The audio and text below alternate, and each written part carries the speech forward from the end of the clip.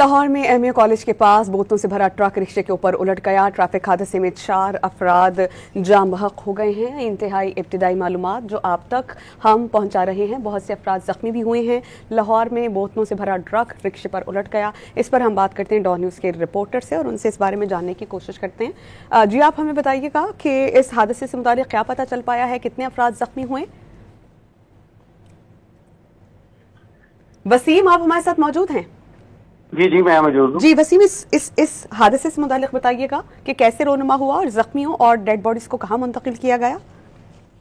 तो ये अफसोसनाक हादसा, जो ट्रैफिक हादसा एमयू कॉलेज के करीब जो है वो पेश आया। रेस्क्यू 1122 के मुताबिक एक बोतलों से बड़ा ट्रक था जो तेज रफ्तारी के बाइस बेकाबू होकर एक रिक्शे पर जो है वो उल्ट गया और इसके नतीजे में 4 अफराद जो है वो मौके पर मारे गए। हलाक होने वालों में 2 खवातीन और 2 मर्द जो है वो शामिल हैं, जबकि इसमें कुछ बच्चे जो है वो जख्मी भी हुए जिनको तिब्बी इमदाद के लिए अस्पताल मुंतकिल कर दिया गया है। इतला मिलने पर रेस्क्यू 1122 और पुलिस जो है वो मौका पर पहुंची। इन्होंने इस पूरे एरिया को जो है वो आयरन ऑफ करके ऑपरेशन शुरू किया और डेड बॉडीज को जो है वो ट्रक के नीचे से निकाल कर मिनी अस्पताल के मुर्दा खाना में मुंतकिल कर दिया है, जबकि जो जख्मी है उनको भी तिब्बी इमदाद के लिए मिनी अस्पताल में मुंतकिल किया गया है। ऑपरेशन अभी जारी है। पूरे रोड को जो है वो बंद कर दिया गया ताकि ऑपरेशन जो है वो जल्दी से इसको मुकम्मल किया जाए और जो ट्रक और रिक्शा जो इसमें मुतासर हुए हैं उनको यहाँ से हटा के ट्रैफिक के लिए बहाल किया जाए। इसमें हादसे में 60 साल शबाना, 70 साल शफीक और 35 साल साजिद के अलावा 32 साल इकरा जो है वो हलाक हुए हैं, जिनकी शनाख्त का अमल भी जो है मुकम्मल कर दिया गया है।